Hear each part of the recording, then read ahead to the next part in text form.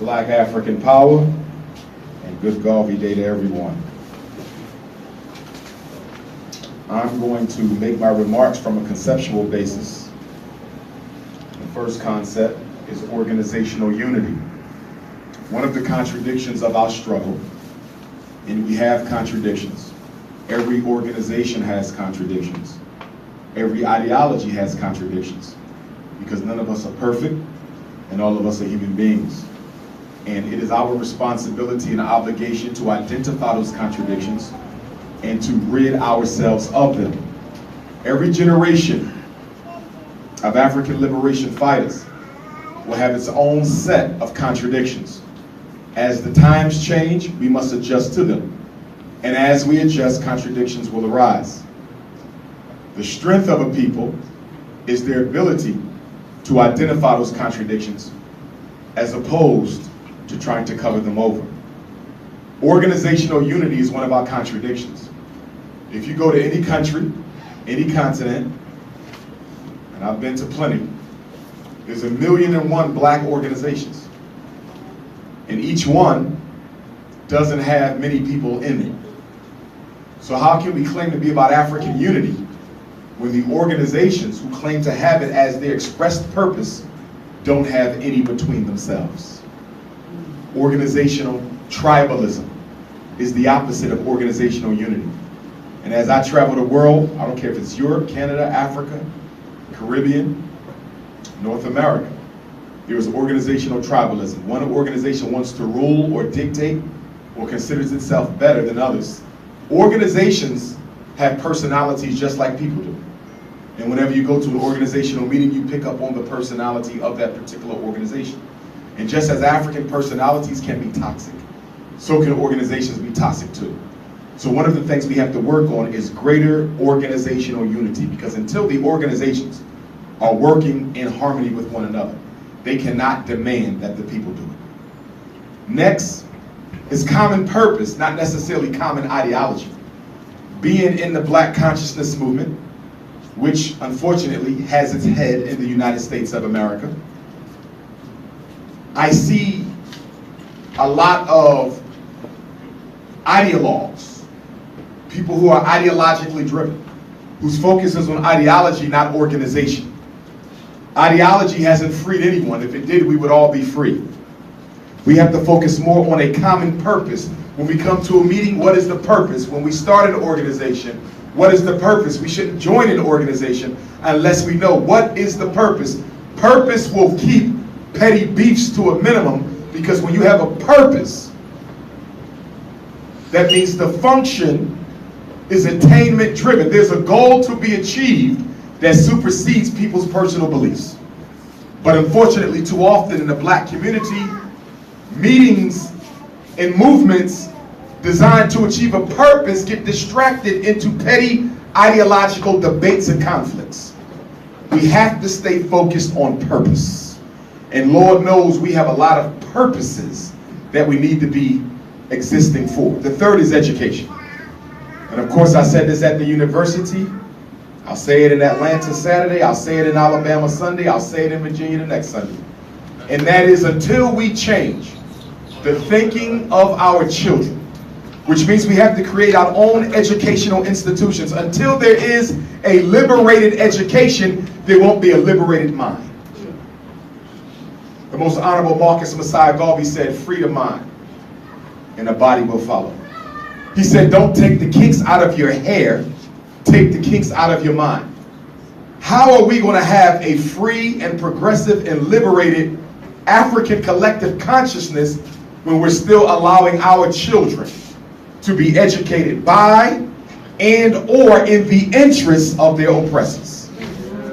At the university, I spoke of how there's an alien running every African economy in the world.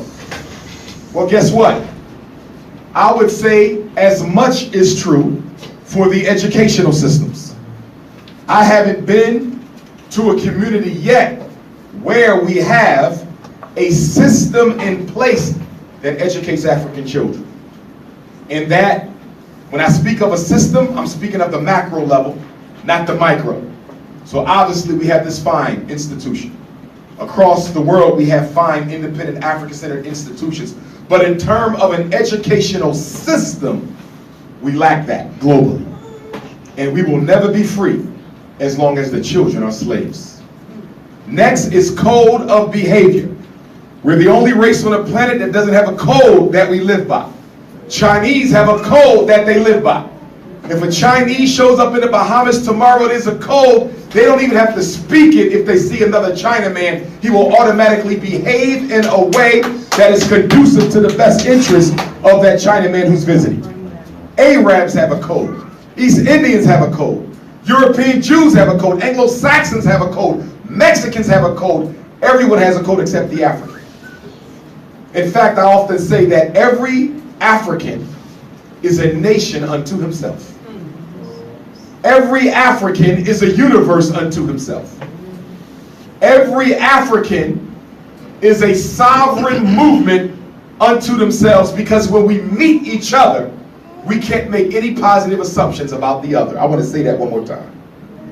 When we meet each other for the first time, we cannot make positive assumptions about the other. If I meet one of you for the first time, I cannot assume that you care about my best interests. When we meet each other for the first time, I cannot assume that your life is dedicated to African liberation. When we meet each other for the first time, I cannot assume you're willing to put your money to work for African liberation. I can't even assume you love our children. And least of all, I damn sure can't assume that you're heterosexual. How do you catch up with the other races when you have no common basis to work from? We have to learn each other all over as if it's the first African we ever met. Because there is no collective consciousness. And there is no shared vision. And when there is no collective consciousness and no shared vision, the people lose. Next, accountability, financial and political. This is controversial because as much as we claim to love African people, most of us are loyal to our tribes. We're loyal to our organizations. We're loyal to our cultural nations. We're loyal to our professional affiliations. We're loyal to our neighborhoods. We're loyal to everything except African people. And because of that, it's difficult to hold people accountable, and it's difficult to reward Africans who do the right work. Why? Because most of us will reward a coon and a sellout if they are our family or friend. And some of us will punish a freedom fighter because they are our enemy. We need a system of accountability.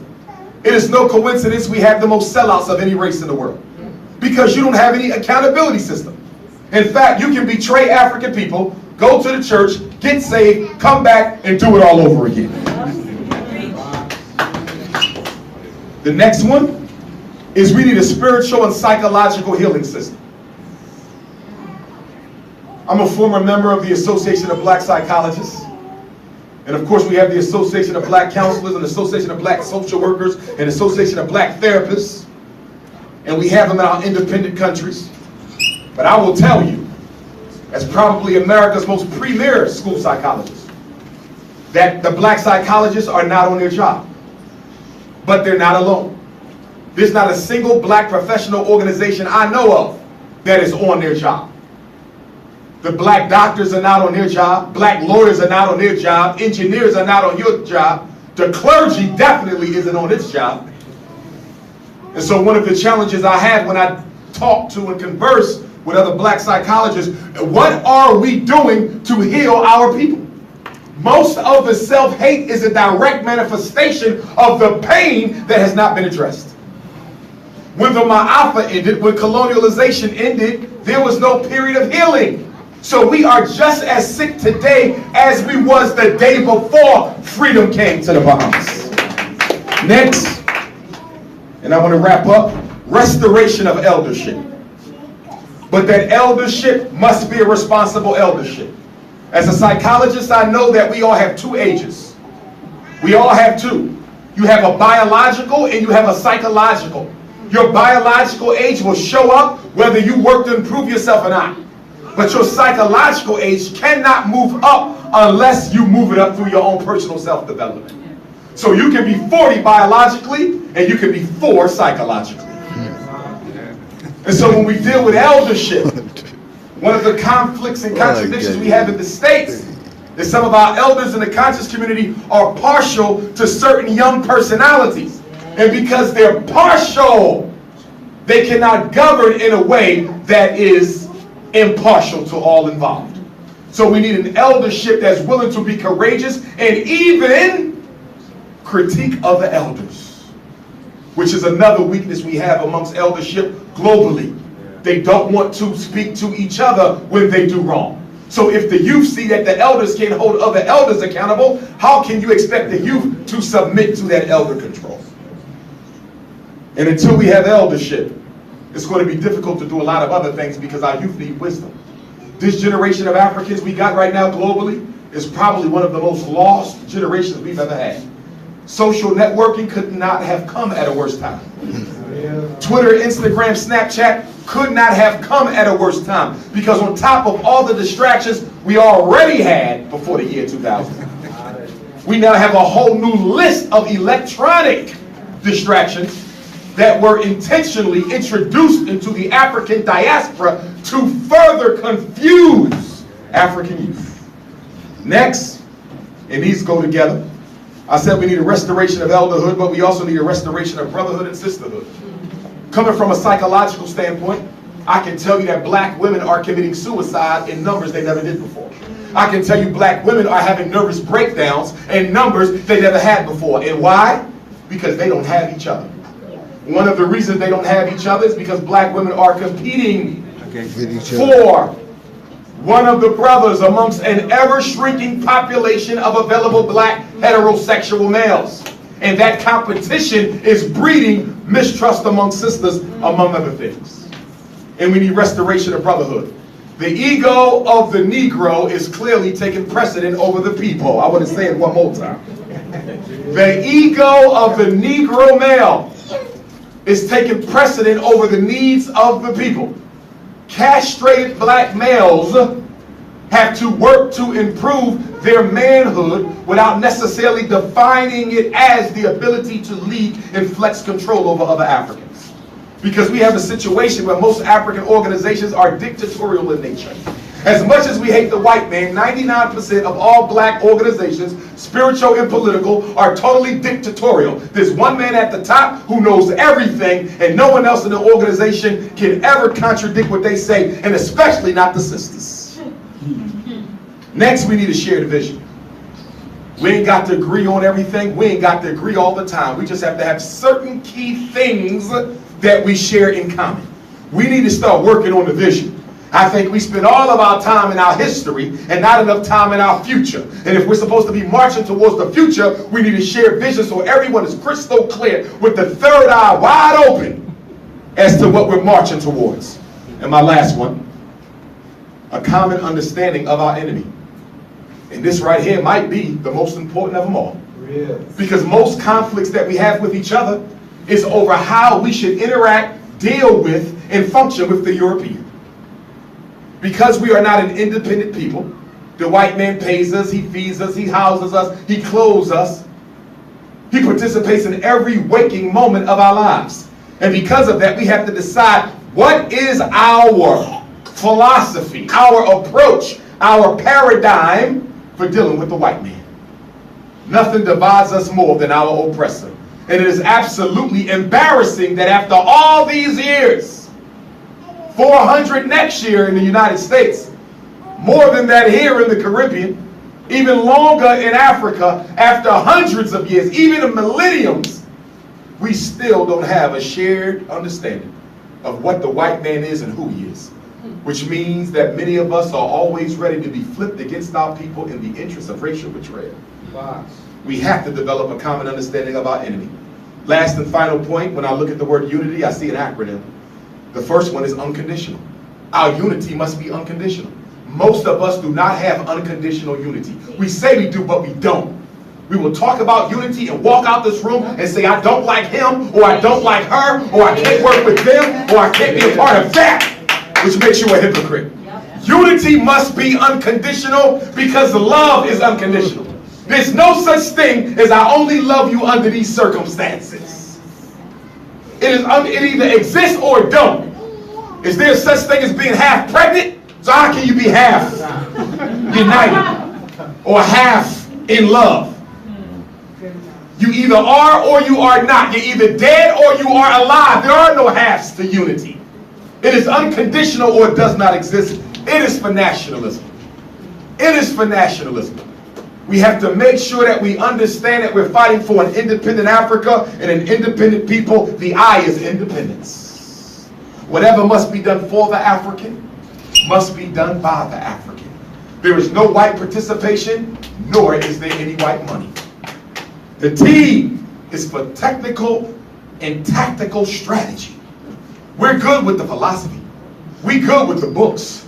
We're good with the ideology. But when it comes to sitting down and strategically and tactically plotting a plan of liberation, we are very weak for it, and the whole world knows that the Africans got all the principles, but they ain't got a single program.